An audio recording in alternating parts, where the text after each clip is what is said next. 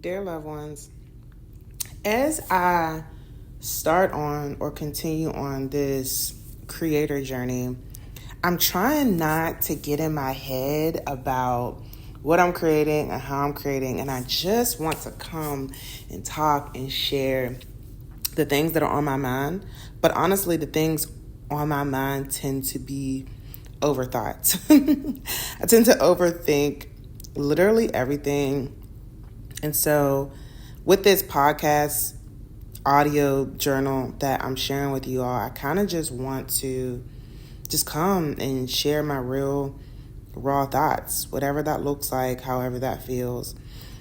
I want to get back to just being myself and being safe and feeling like I can just do that. And it's really nerve-wracking, I'm not going to lie to you. So here is where I'm starting with that.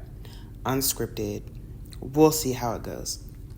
So today is Thursday. It's Halloween, and y'all, I've been so tired.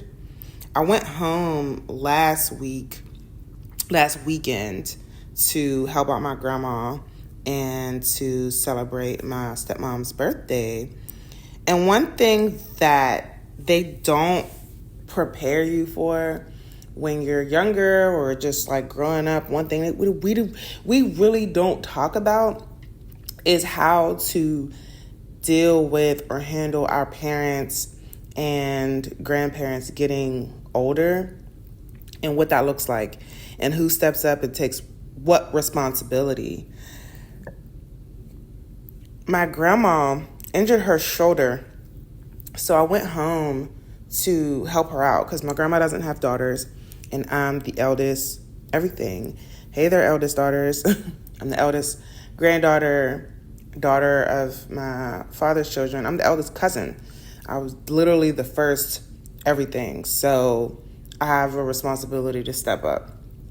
And I feel like that responsibility has made me just a different person, I guess. I'm very nurturing, I'm very loving, I'm very responsible in a motherly way that people need, that my family needs, that my grandma needed of me this weekend.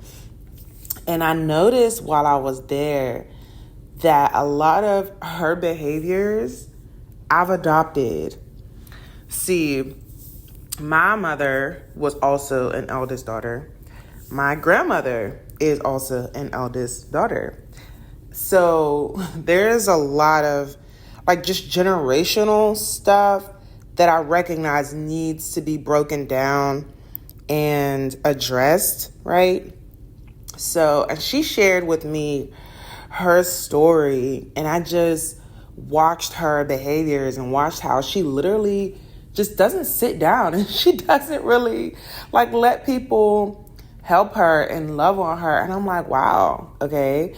My granddad is saying things to her that my husband says to me now. And I'm just like, oh, okay, that's where I get that from.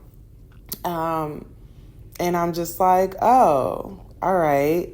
This is a cycle that I need to break before I have a child, have a daughter, you know? And I'll be honest, like when I look at my life sometimes, I'm like, God, why did you choose this life for me? Like when you were looking at all the babies to come down to earth, when my mom was conceiving me or whatever, however that works, when you were sending me down here, why did you look at me and say, yeah, you'd be the perfect fit for this family? That bothers me so much. I think about this so often because there are just so many things that I deal with as the oldest child. And, you know, my mom passed away when I was 14 and I don't have a relationship with my father. Who would choose a life like that? You know, why would God choose that life for me? It hurts and it sucks.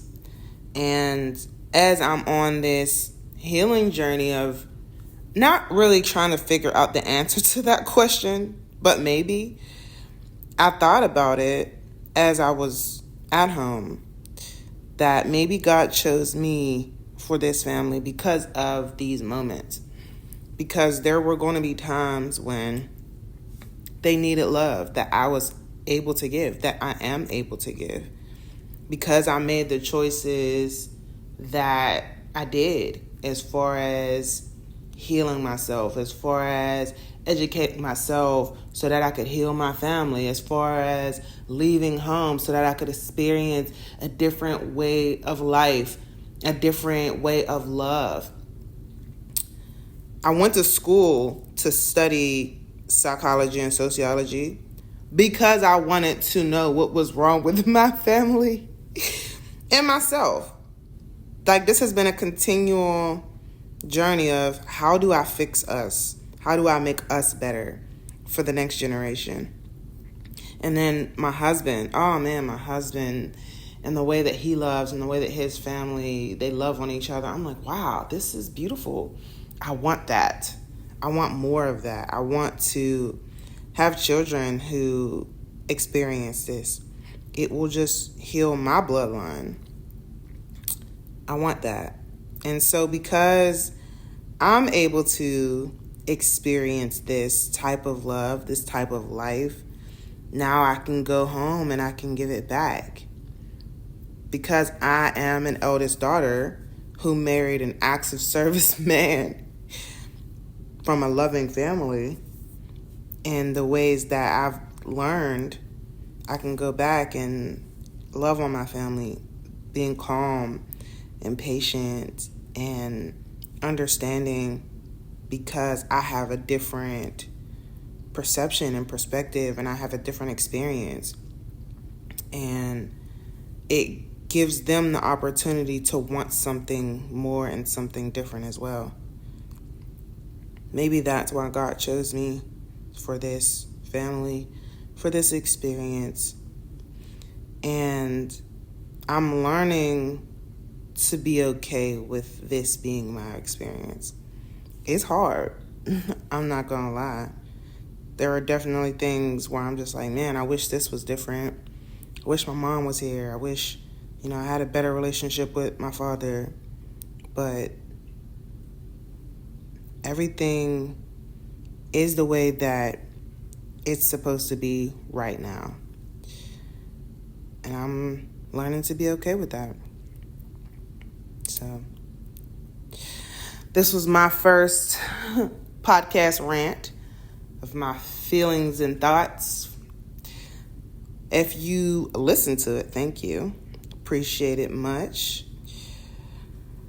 Anyway, this is the end. Be bold, be joyful, and always be fully loving yourself. With love, joy, and grace. Starr.